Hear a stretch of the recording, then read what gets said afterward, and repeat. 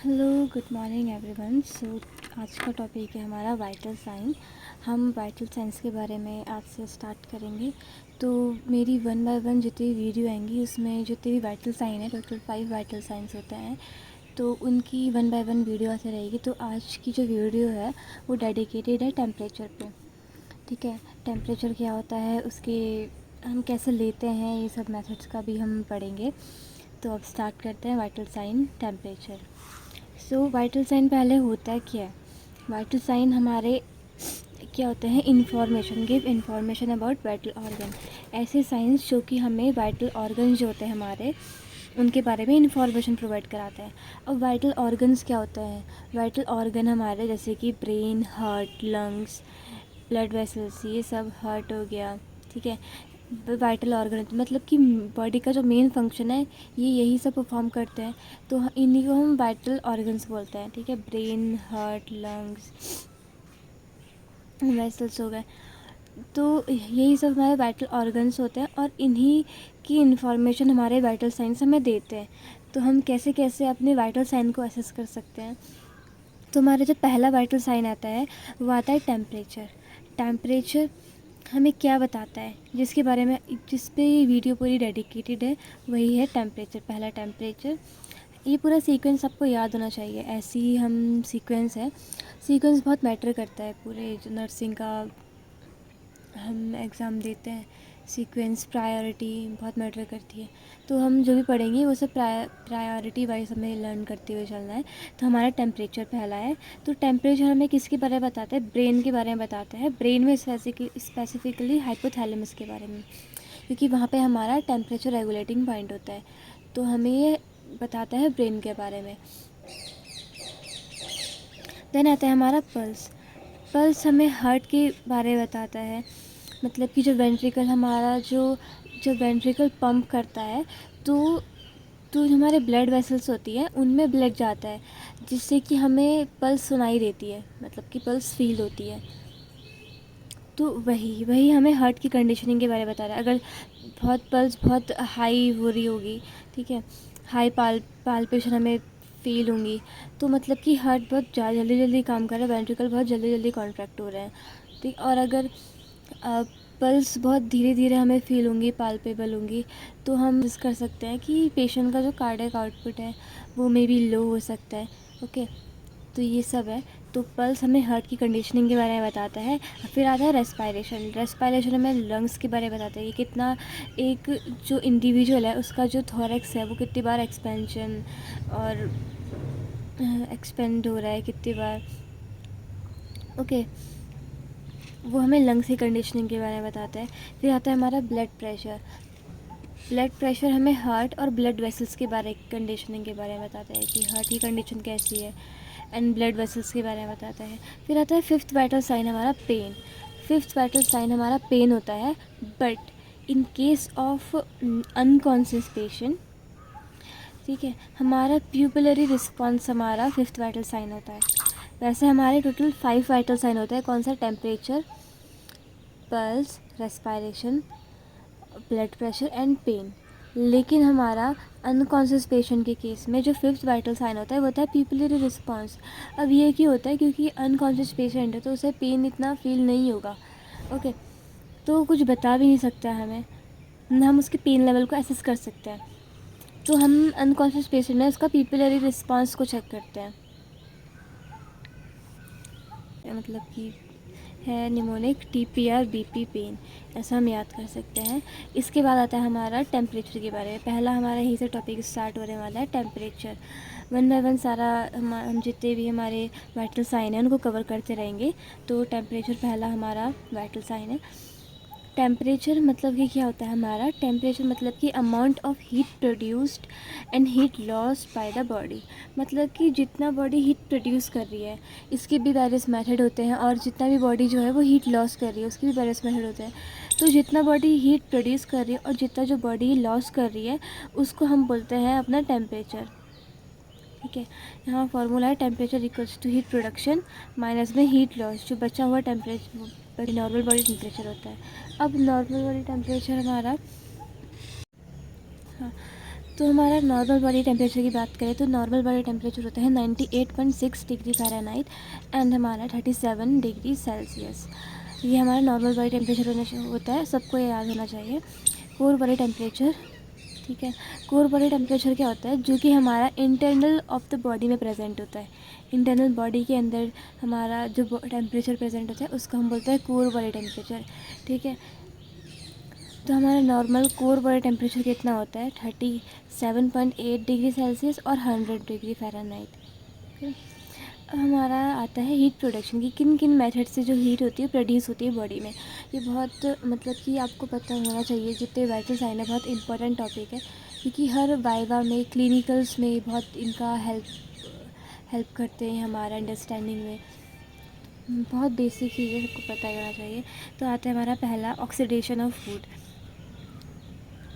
Oxidation of food मतलब कि कितना प्रोटीन से हमारी प्रोटीन, फैट और कार्बोहाइड्रेट, तो हमारा ये सब एनर्जी कितना प्रोड्यूस करता है, प्रोटीन और कार्बोहाइड्रेट दोनों सेम करते हैं एनर्जी प्रोड्यूस। 4 किलो कैलोरी पर ग्राम प्रोड्यूस करते हैं और कार्बोहाइड्रेट भी 4 किलो कैलोरी पर ग्राम प्रोड्यूस करते हैं। फैट हमारा 1 किलो कैलोरी पर ग्राम एनर्जी प्रोड्यूस करता है। ओके, फिर आता है हमारा next topic, thermic effect. Thermic effect मतलब कि जब हम खाना खाते हैं तो वो हमारा एब्जॉर्ब होता है, डाइजेस्ट होता है। ओके, एब्जॉर्ब होता है, डाइजेस्ट होता है, ब्रेक डाउन होता है।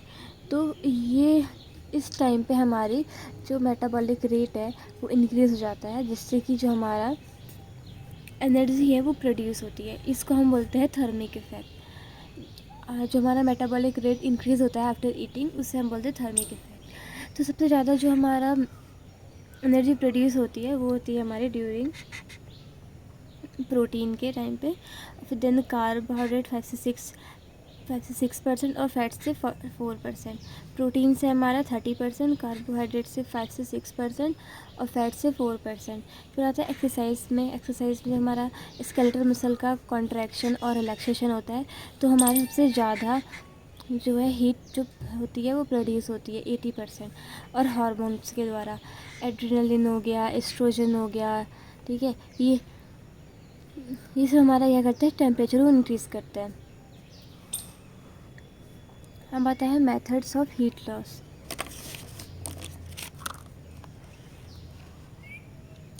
मेथड्स ऑफ हीट लॉस की बात करें तो हमारा पहला मेजर जो हीट लॉस है वो होता है हमारा फ्रॉम द स्किन के थ्रू। हमारा सबसे ज़्यादा हीट लॉस होता है, जो कि होता है हमारा 80% जो हीट लॉस होता है वो हमारे स्किन के थ्रू होता है। बाकी 20% बचा हुआ वो हमारा रेस्पायरेशन, फीसेस और यूरिन्स के थ्रू होता है। क्या मैकेनिज़्म है, सबसे इम्पॉर्टेंट है, ये बहुत इंपॉर्टेंट चीज़ है, रैक से याद रखना है। सबसे ज़्यादा हमारा हीट लॉस होता है रेडिएशन से।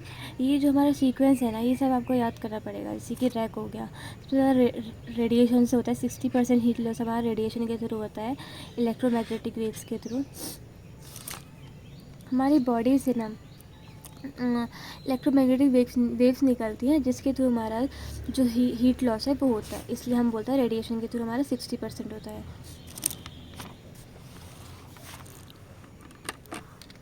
देन आता है हमारा इवेपोरेशन में 20% हमारा हीट लॉस होता है। जैसे कि हमारा टेम्परेचर इंक्रीज़ हुआ, ओके, हमें स्वेटिंग हुई, इवेपोरेट हो गया वो, और हमारी बॉडी कूल हो गई, इसको बोलते हैं इवेपोरेशन। ओके, कि बॉडी हमें स्वेटिंग हुई और हमारा जो वाटर था हमारा इवेपोरेशन हो गया, जैसे कि जो बॉडी का टेम्परेचर है वो डाउन हो गया, यानी कि हीट लॉस हो गई। कन्वेक्शन मेथड, ठीक है, इसमें हमारा 15% हीट लॉस होता है। हमें याद रखना है, देखो रैक से 60% होता है, इवेपोरेशन से 22%, कन्वेक्शन से 15% हमारा हीट लॉस होता है।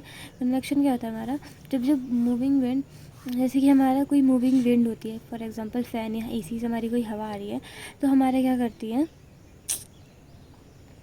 जब वो हॉट एयर के कांटेक्ट में आती है, अच्छा देखो, ये हॉट एयर के कांटेक्ट में आती है तो वो जो हॉट एयर है उसको पेशेंट्स की बॉडी से दूर लेकर चले जाती है।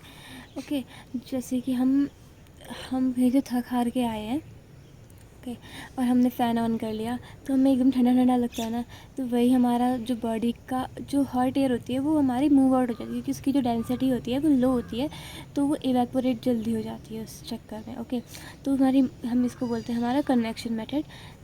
ओके, तो यहाँ आता है हमारा कंडक्शन मेथड। कंडक्शन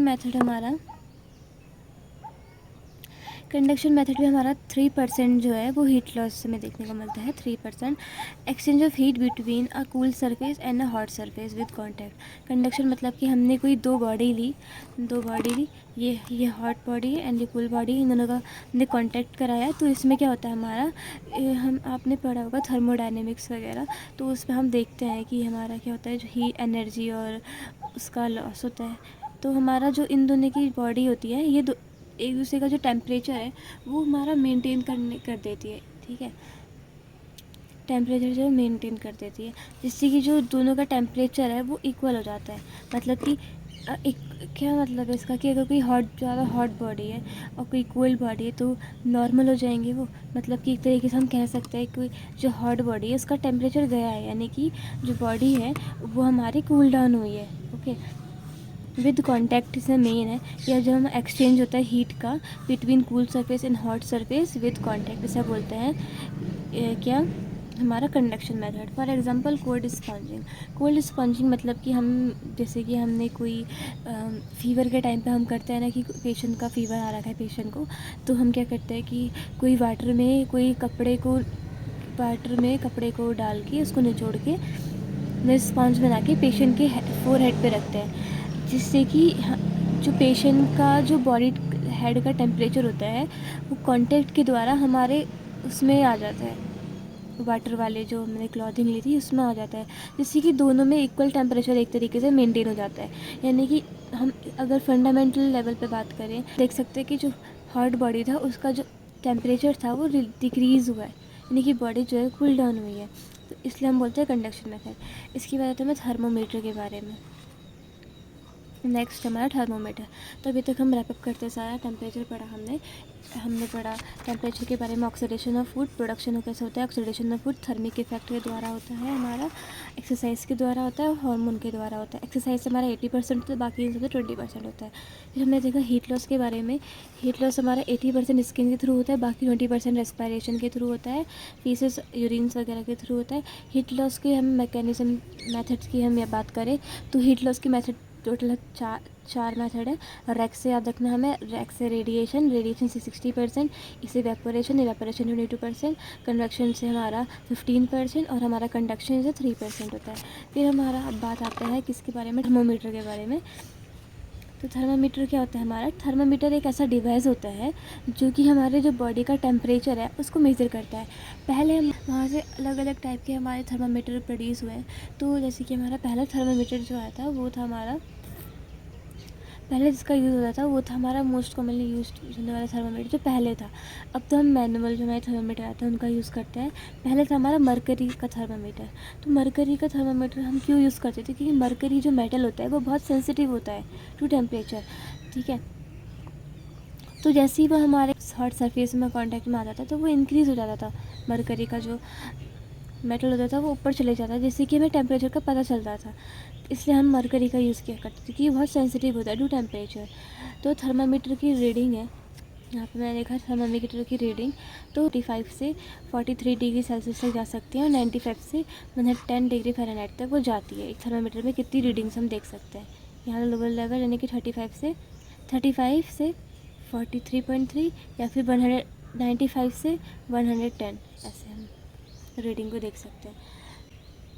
मतलब ये इसकी रेंज है थर्मामीटर, ये कहाँ से कहाँ ये बता सकता है टेम्परेचर।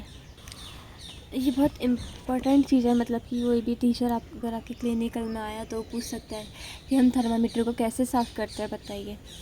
तो सॉल्यूशंस, ऐसे कौन से सॉल्यूशन हैं जिनको हम थर्मामीटर को क्लीन करने के लिए यूज़ करते हैं। तो हमारा पहला सॉल्यूशन है सेवलॉन, लाइजॉल एंड डेटॉल। कुछ बच्चे जो बोलते हैं, कुछ बोलते हैं क्लोरहेक्सिडीन बोल देता है, कुछ आयोडीन बोल देता है, कुछ स्पिरिट बोल देता है, लेकिन थर्मामीटर क्लीन करने के लिए हमें यूज़ करना है सेवलॉन, लाइजॉल एंड डेटॉल। तो सेवलॉन का जो रेशो होना चाहिए 1:20, लाइजॉल का 1:40, डेटॉल का 1:40।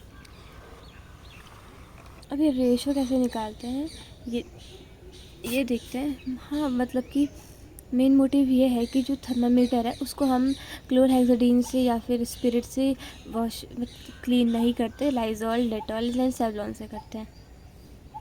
जैसे कि सेवलॉन है 1:20, हमने फॉर एग्जांपल 100 ml का सॉल्यूशन है कोई, तो उसमें हमें लाइजॉल डालना है 1:20, 1/20 और 100 ml, जितने ml का हम पे सॉल्यूशन है, ठीक है, जितने ml हमें इसको डिप करना है उतना लिया। देन हमें 1/20 अपना कैलकुलेशन करी तो है हमारा कितना 5 ml, यानी कि 5 ml हमारा सॉल्यूशन सेवलॉन जाएगा, ठीक है। 100 ml सॉल्यूशन में हमारा 5 ml सेवलॉन है, यानी कि 95 ml वाटर उसमें है क्या, यानी कि 95 ml हम वाटर डालेंगे, 5 उसमें 5 ml सेवलॉन डालेंगे, हमारा 100 ml का सॉल्यूशन बन जाएगा। कैलकुलेशन बहुत सिंपल है एंड ईजी है।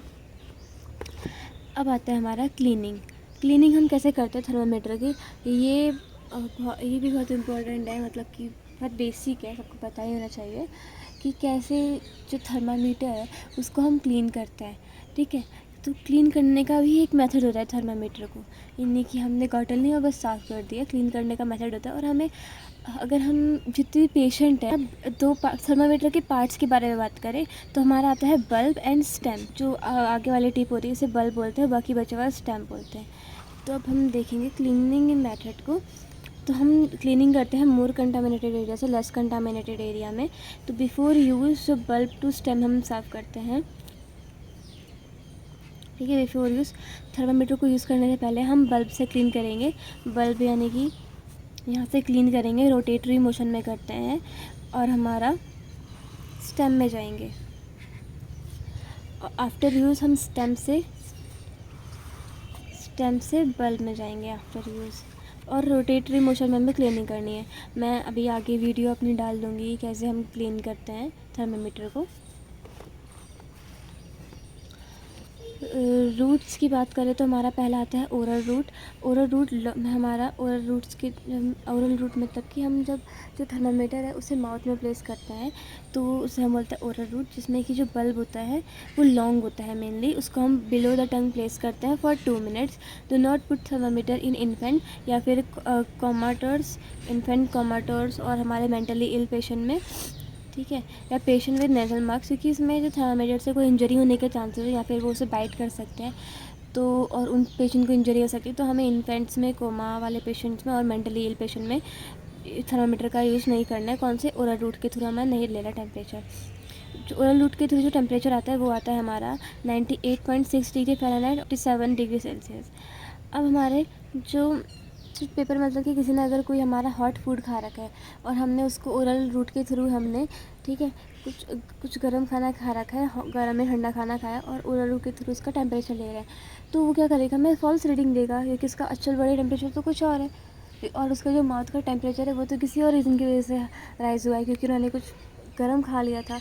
तो तब हमें नहीं लेना, वेट करना है 15 से 20 मिनट्स का। तो रहता है हमारा एक्सिलरी रूट। एक्सिलरी रूट मतलब कि जब हम टेम्परेचर लेते हैं, मोस्ट कॉमन रूट है हमारा और मोस्ट क्या बोलते हैं कि कह सकते हैं हम कि इसमें कोई प्राइवेसी की नीड नहीं होती, हम नॉर्मली भी ले सकते हैं, ठीक है। प्लेस इसमें हम जो थर्मामीटर है उसे प्लेस करते हैं अंडर आर्म फॉर 3 से 5 मिनट।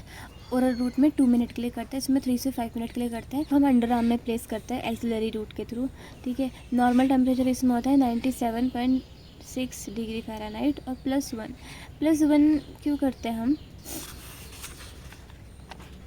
देखिए हमारा अगर हम इसमें +1 करेंगे तो ये हमारा इसके बराबर हो जाएगा, ओके।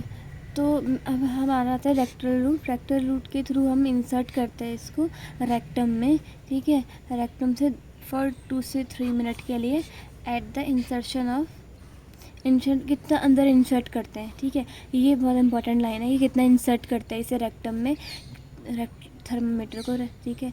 कितना करते हैं 1 से 1.5 इंच इन अडल्ट और विद लुब्रिकेशन जैसे कि हमारा लिडोकिन हो गया, लिडोकिन जेली जो होता है उसके थ्रू हम इसे इंसर्ट करते हैं, ठीक है। नॉर्मल रीडिंग इसकी कितनी होती है, नॉर्मल रीडिंग होती है 99.6 डिग्री फ़ारेनहाइट, ठीक है। और इसमें से हम एक माइनस करते हैं ताकि ये हमारा जो नॉर्मल बॉडी टेम्परेचर है उसको मीट हो जाए। फिर आता है हमारा टिम्पेनिक मेथड, या हमारा टिम्पेनिक मेम्ब्रेन के थ्रू, ओके, इस टेम्परेचर को। अब आता है हमारा कन्वर्जन का फॉर्मूला कि कैसे हम, ये भी इंपॉर्टेंट है, मतलब कि कोई भी आपका टीचर जो है वाइवा में पूछ सकता है कि सेल्सियस को फ़ारेनहाइट में चेंज करो या फ़ारेनहाइट को सेल्सियस में चेंज करो, और ये आपको आना भी चाहिए। क्या पता कभी डॉक्टर नहीं आपको बोल रहा है कि इसे चेंज करके लाओ, तो आप कैसे करोगे, तो आपको आना चाहिए। तो मेथड है, अगर सेल्सियस को हमें फ़ारेनहाइट को सेल्सियस में चेंज करना है तो हम फॉर्मूला लिखेंगे, फ़ारेनहाइट जो फ़ारेनहाइट पे टेम्परेचर आ रखा है उसको माइनस कर देंगे 32 से और मल्टीप्लाई कर देंगे 5/9 से। और अगर हमें फ़ारेनहाइट में कुछ निकालना है टेम्परेचर को, तो सेल्सियस में जो दिया है इसको 9/5 से मल्टीप्लाई करके इसमें ऐड कर देंगे 32। तो ये हमारा मेथड है। और हमारा देन आता है कि कौन सी वैल्यू पे हमारा सेल्सियस और फ़ारेनहाइट है वो इक्वल होता है, वो होता है -40 डिग्री पे। So thank you for watching. तो आज की वीडियो में हमने देख लिया कि हमें कैसे कैसे टेम्परेचर के बारे में हमें कैसे लेना है टेम्परेचर पेशेंट का, और हमें इन सब चीज़ों के बारे में पता होना चाहिए। जितने भी ये रूट्स हैं इनके बारे में पहले हमें पता होना चाहिए, oral route, axillary route, rectal route और हमारा टेम्पेनिक मेथड, और ये इसी मेथड में हमें याद करना है, ठीक है।